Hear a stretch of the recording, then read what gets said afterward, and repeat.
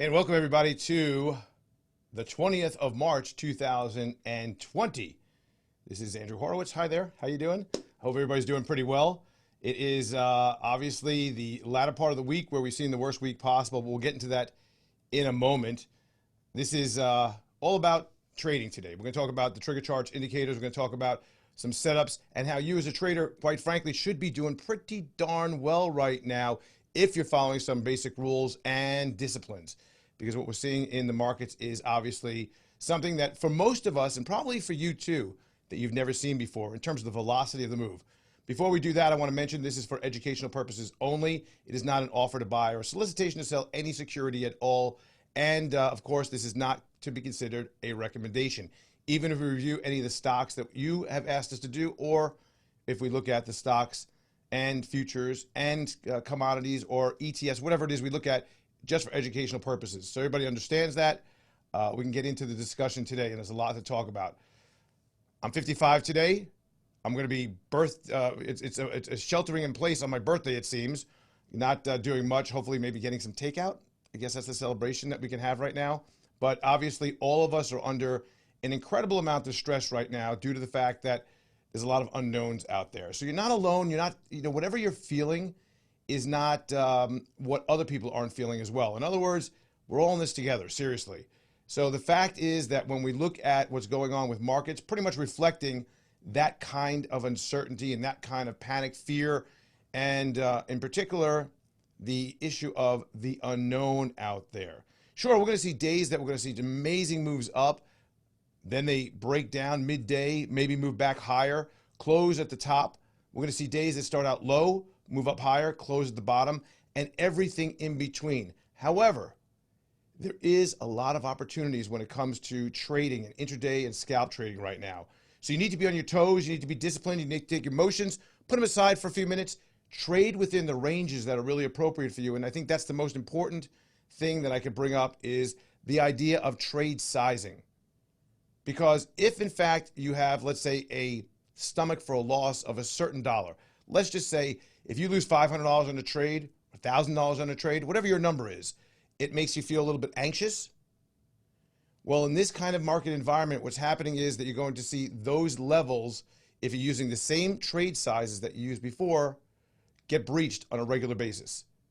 Because the volatility and the swings are absolutely enormous. And that's why we have a VIX that is approaching, what, 75? Where it was the high was about 80. This is the highest level of VIX on a consistent basis that we've seen back to 2008 when basically the entire world was crumbling under the financial crisis. So there's some good questions. I'm going to answer that question, Anthony, about what do we look for that indicates a bottom. I want to mention to you that everything that we talk about today, this is a great time if you haven't done so. Seriously, the perfect time. If you're using TradeStation, go over at the link that we just put in on the bottom there in the chat. Click your chat button so you can talk to us as well. Great time to get a 10-day free trial because I've gotten a lot of calls. Seriously, I got a lot of calls this week about, hey man, your indicators pointed out exactly where that support and that resistance was. How does it do it? Well, we say it's all based on volume and price, and it's all based on an algorithm that we developed that looks for these lines in the sand of where there is the opportunity to be biased on the long side or biased on the short side. It can be used on any time frame. So I definitely want to tell you to check that out right down there on the bottom. All right, what else do we have to talk about here? Futures still limiting up. We saw a limit up on the NASDAQ today, came down. Currently, the Dow Jones Industrial Average Futures, or the Dow Jones Futures, trading up 325 points, and it's moving quickly. ES up 32. NASDAQ is the winner of the day, up 207. Again, it was up a lot higher earlier, but everything started coming down. As a matter of fact, crude oil was up about, I think, at 26.50, 26.70, dropped back down under towards 25 this morning already. Now it's starting to move around up again. So we're seeing that there is a very difficult environment, particularly for people who are buy and hold. Now, there are times for buy and hold, and yes, there are positions in your portfolio that you should have. As a trader, though, putting on our trader hats today, and what we're looking at is the opportunities as a trader, not necessarily as a buy and hold. And if any of you are continuing giving me symbols of something that you bought and held, and it fell through the floor and you lost 30, 40, 50%, you're not a trader. What you are is a buy and hold. And it doesn't really matter what I show you on a chart for that particular symbol, because you're probably not going to get out, nor are you going to double up when things are really bad. When things are really good, you're probably going to hold and say, hey, it's going higher. When things are really bad, you're going to say, you know what, how much worse can it get? So if you are a buy and hold kind of investor, that's great. There's no problem with that. But we're really focusing in on here is the whole idea of trading. Very short term to even swing trading, which may be multiple days or possibly even weeks. So the question comes up a lot. Is this over? Do you think it's over? We haven't seen even a near peak in the infection rate on this coronavirus, and that's probably not going to happen for another couple of weeks. Next week's employment information is probably going to be horrendous. Estimates are upwards of 2 million, maybe 1.5 million, 2 million initial claims, the highest we've ever seen in history for a weekly unemployment claims. And that makes a lot of sense, doesn't it? The fact is that we have restaurants and hotels, cruise lines, all sorts of leisure and hospitality industries are laying people off, or at least furloughing them for a period of time, thereby forcing them into looking at the area of unemployment claims for a short-term period. So I don't think we're necessarily over here yet. Are we closer to a bottom? Possibly, than we were before. All indications show that if we do enter a very sharp recession, even though it is momentarily, we could have a GDP anywhere from -4% to 5% in this coming quarter, because we're partially through it. And the next quarter could be anywhere from 10 to 15% on the downside, and then possibly a bit of a retracement significantly higher with a 3 to 5% the following quarter. Now, I don't know what happens after that. And frankly, I don't even know what happens in this particular quarter or next quarter. It's all guesswork at this point, because we don't know how long people are going to be required to shelter in place. We have no idea how long it's going to be that the restaurants are closed. And if, in fact, they're even open for takeout, will we see that people will do that? So there's a lot of questions, because this is something that has never happened before. It's like a freaking alien invasion, that has come down to take over the planet. So I don't think that we're over anywhere. I will take a look at, our charts and what we're seeing right here on the right-hand side of this. And when we look at this, and I'm over to this point over here, looking at the SPY weekly, you can see that pretty much a lot of the interim levels in terms of support have been broken hard, in a big way. Where do we go from here? I mean, I hate to say it, but 209.80 looks like a really good support level. That's back to 2016 when the election happened, right about there. And it's very possible, because companies will be losing significant amount of revenues and business that they have to close down. This is a closure. We're closing it down. The economy is, for most areas of the economy, are closed. That's why we're seeing oil have so much trouble. There's no demand. That's why we see the cruise ships down 60, 70% because they're closed. Hotels, same thing. Airlines, same thing. So when we look at this and we see, well, where is it that we are, looking at for a bottom here, we may be able to hold some of that bottom right here if we can get back up to 234, which is from 229.3. We got another, 10, 12% up back to that point. So there are intimate stop levels. You probably have to change from daily to weekly to monthly to really hone in. When will we know this is over? Somebody asked. Well, it seems to me that we have to get to the peak infection rate and those numbers that come out here in the United States. And when we get to that peak infection rate and we start to at least slow down, if not level, and then roll down, that would be a really good signal that, hey, you know what? Maybe markets will sniff this out ahead of that and slow down the volatility and possibly make some good setups for longer term hold positions. But in the meantime, like I said, traders, this is your time. This is the time that you could be moving in and out of positions, looking for opportunities, looking for bounces, looking for breakdowns. So the lockdown is going to be impacting the leisure and hospitality industry. Some companies won't ever recover. We're going to see that there are going to be bankruptcies. We're already seeing a lot of stress in the credit markets, and that's causing a lot of problems for the junk bonds and generally for the entire bond market. We see a separation this week in the spreads, pretty much a major blowout in the junk bond and the corporate bond to the treasury spreads, even though there was a sort of a promise by the Fed to possibly buy bonds across the entire spectrum and maybe even dip their toes into the area of corporate bonds. Municipal bonds are also getting, well, obliterated. And this is because of concern about municipalities not being able to pay and not being able to come up with their payments. There's a lot of reasons for that. Some ETFs in the area of municipal bonds are actually trading below their NAV as wide as 20% below their NAV levels right now. Is this an opportunity to buy? Is it going to be, we see that the price and the NAV come back to where they should be? Or in fact, are we going to see that the price is going to come down to the NAV, which is something we don't want to see, of course. But there are a lot of problems and a lot of dysfunction right now in the credit markets around the world. That is why the Fed is coming in with $500 billion twice per day to work on the repo and short-term overnight lending markets. Liquidity is the big issue. That's what's remaining a big concern right now. And with that, there is this problem that with liquidity, things are being sold that maybe shouldn't be sold. We saw that gold is down pretty hard. Why is that? If that's a reasonable hedge against some of this market action, right? We look at that and we say, well, it's because people are looking for cash. It could be margin calls. It could be the fact that we're seeing that companies are tapping out their credit lines. Individuals are saying, you know what, I want no part of this. Get me the hell out of everything. Selling off everything and then looking at it as an opportunity to stay in cash for some time, eventually maybe get back in. But they're going to places that are more liquid, have gains associated with them, and then saying, you know what, sell me, I don't care. So we're seeing a lot of indiscriminate selling going on right now. And that's why we're seeing some things that on a daily basis don't make a lot of sense. So that being the baseline is why I'm telling you to monitor your trade size. Make sure you're not trading too big that's going to see, extreme levels of movement that's going to take you out of the trade.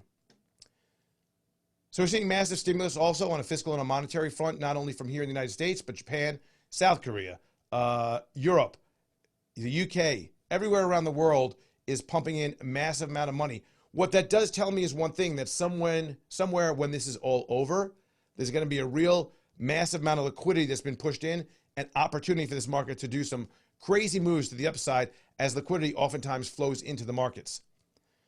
And we have to do this social distancing. We're doing social distancing right now, right? We've been doing this webinar process a long time, but the social distancing that's going on right now is being taken by heart by a lot of people. There's some complaints that the millennials don't seem to care, but you know what? We'll see how this goes as it progresses. The more we see that people are not sticking to the idea of social distancing, governments are going to come in and mandate that, you know what? Shelter in place is the new way of doing things until we tell you further.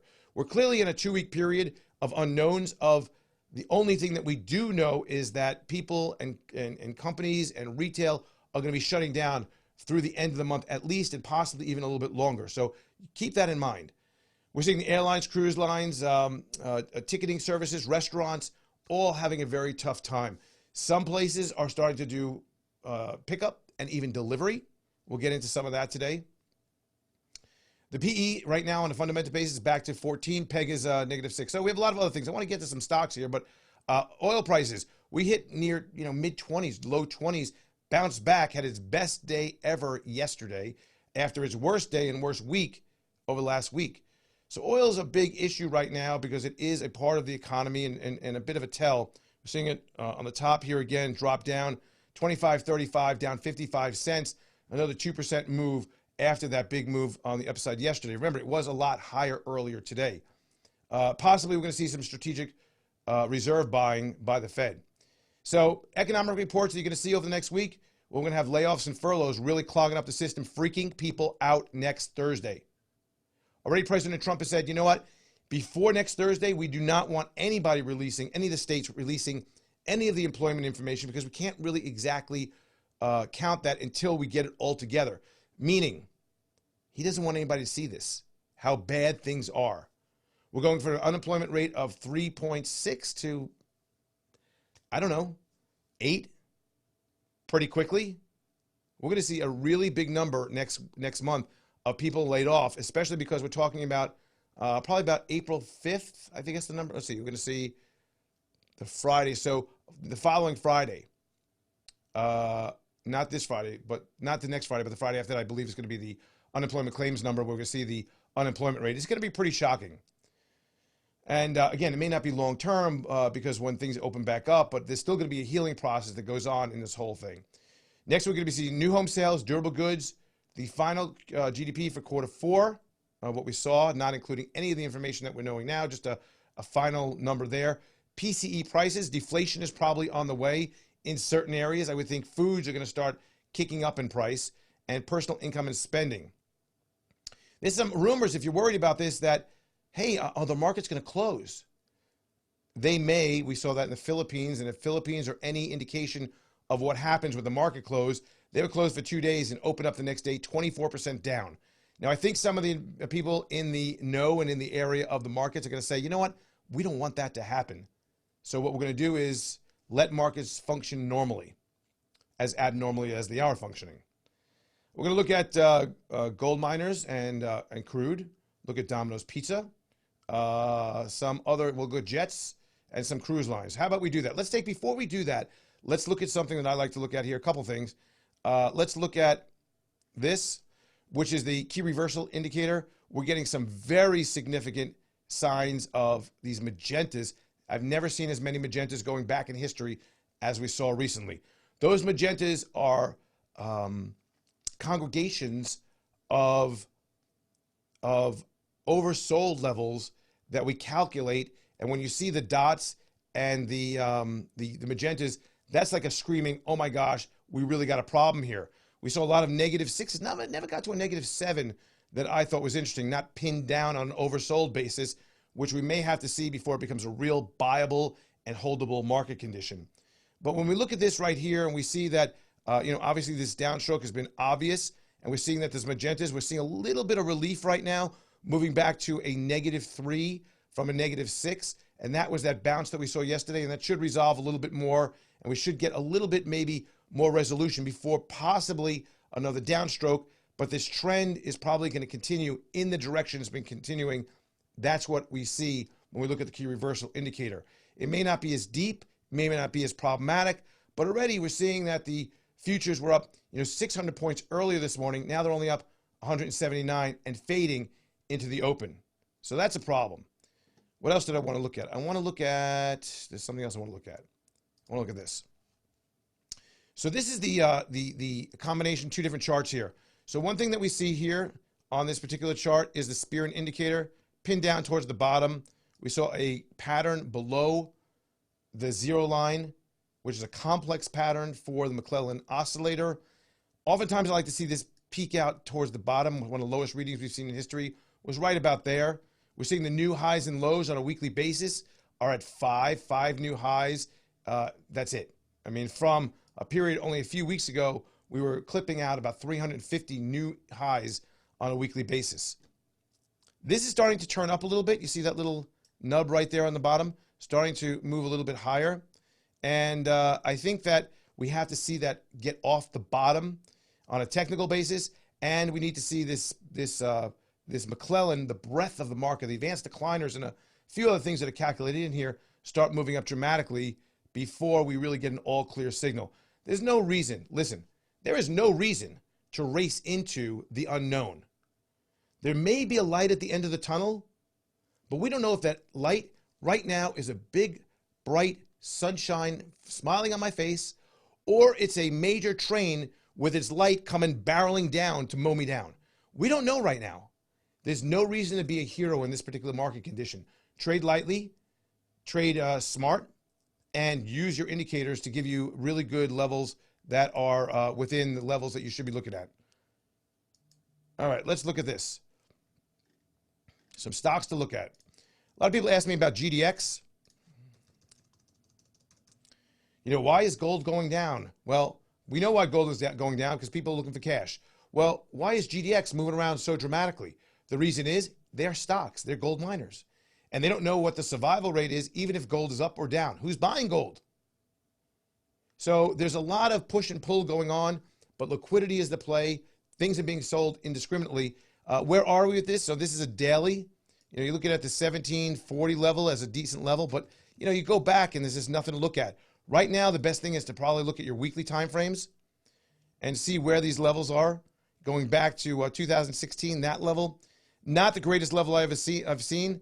I think that 1804 is a decent level to bounce off of on the GDX, but be careful below that. Again, you're going to see this. There's not a lot of support. You can see that below the level of 1793, what is it, 1782, and really below 20 are real problematic zones. Trading above that right now at the 22 level. So we're seeing a little bit of a move to the upside, and that's good. There's some good spirits involved in this, and I think that's an area that you could look at. We also got crude oil. There's nothing. There's nothing to look at here. There's nothing. If you look at, try to draw some lines, I mean, you'd have to be very short term, looking for a scalp on this. That's about it. I can't talk about anything good about that. We saw a major reversal on Domino's Pizza from $28 back up to where we closed. We're right about $52 right now. I want to show you something, though. You know, Domino's Pizza, this is Papa John's Pizza, pardon me. We were at about 89, dropped to 28 when the idea came out that there was going to be a union, or at least a deal done with Uber to deliver pizza, and where people realize they're going to have to get things like delivery of pizza. What we have is a situation where this major move, this was a great move from 28 to 54. I mean, almost 100% move to the upside on this. AHPI, a very volatile stock. They make ventilators. Small company. They make ventilators particularly for pandemics. So AHPI has been bouncing pretty well from the $2 line up here. There are no real levels on this. Just thought I'd draw this to your attention. Hilton Hotels, again, another drop. There was some idea that maybe the hotels will be converted to hospitals and the government will then pay to have that. We saw that flush down due to the panic sell in part of this week. And we'll go back to this on the daily. See that? I mean, we're not too far off the bottom here, but that reversal really came yesterday where the Dow dropped down like 700 points part of the day, that pushed all the way up. And we saw that reversal yesterday. And the day before, obviously, there was this total selling of everything that I don't care, I'm out. So right now we're seeing people start to nibble back in here. Are there any, we have to even go to a monthly, are there any levels that are even reasonable here? I mean, possibly will we stop there? But it's very difficult right now, unless you're trading short term, to look at that. So we look at a 15-minute chart on Hilton, for example, and we're holding very nicely on our level of support that goes across right in the level area about 57.62. Currently trading at $60.45. With that moving up higher, you have the opportunity for this to move back to about 64, I would say, and then possibly crap out. Sam asked about how to get the aileron on the bottom. That's a separate purchase. If you have aileron, we can show you how to actually put that on the chart for you. But the Commander series that you're looking at right now with the top, we're looking from the trade bias on a weekly all the way to a 60-minute or a 30-minute, depending on how you have it set up, gives you a live look and alerts of what's happening. These are constantly alerting. When you put your stocks inside of the radar screen on the top side, these are constantly alerting you to tell when you've gone there. So if you have an aileron subscription, Sam is asking, do me a favor, send your request in to support@TriggerCharts.com. We'll show you how to do that. We'll do a screen share with you, show you how to put the aileron on the bottom of the Commander Series chart. So you could look just like this if you want. So support@TriggerCharts.com. The top part of this is really important because it gives us a real indication of what are the charts telling us from a long term to a short term, from a weekly to a daily, etc. So when we look at like PZZA, we had 3 weeks short. Shorts are coming out. Short profit is being taken out on a daily on a, what is this one? There's a 240 we set this up as. On a 240, we're seeing this, let's get back to that. 240, we're seeing a long alert happen. We're seeing a long on a 60-minute and a 30-minute long taking money out. So we're starting to see this turn a little bit. That's a good sign. Let's look at Jets. This is a ETF that invests in the airlines. And obviously, if we look at this at any length of time, let's look at weekly, it's not funny. You know, it went from 32 down to 12. Are there any, this is newer, there's not much to support here. If you think that the airlines are possibly not going out of business, something to look at. NCL, Everything looks the same, by the way. Have you noticed? Every chart looks the same. I'm going to show you a chart in a second that does not look the same. I'll bring that up in 1 second. But what we're seeing is a very similar situation as we've seen. You have to go monthly and really go long term. We're going to look at CCL. This is monthly going back to forever. It cracked under its 2009 levels. So we're seeing some rebound here, and we may see that once, in fact, you do get the all clear sign, the possibility that people are starting to pile back in, realizing that maybe this company's not going bankrupt. You'll see what we had, and they may be using the ships, in fact, for hospitals. Who knows? But once you see that there is a turn, some of these may get an exceptional move to the upside. The stock I was telling you about that doesn't look like that is this one, Clorox. That's right, Clorox. Clorox reached an all-time high a couple of days ago. Take a look at this. Staying near the upside. I mean, bounced off of 167, really did not have any problems. Boring stock before that. We had pretty much a tight consolidation, if you look at this over time, where you see that this whole range was a really tight consolidation. Then we kind of bounced off and went straight up on the last move here. Boeing, trading at 98. This is a daily. I want to show you something. Boeing, the company that was supposed to be strong, have all these great back orders and all that. Boeing, down from a high about 443 on the top, all the way down to, we saw it at right about 90 or so on the bottom recently. This company has a lot of problems drawing their credit line, slicing and cutting their dividend. Big problem there. Another chart that looks good, I'm going fast here, is Zoom Media.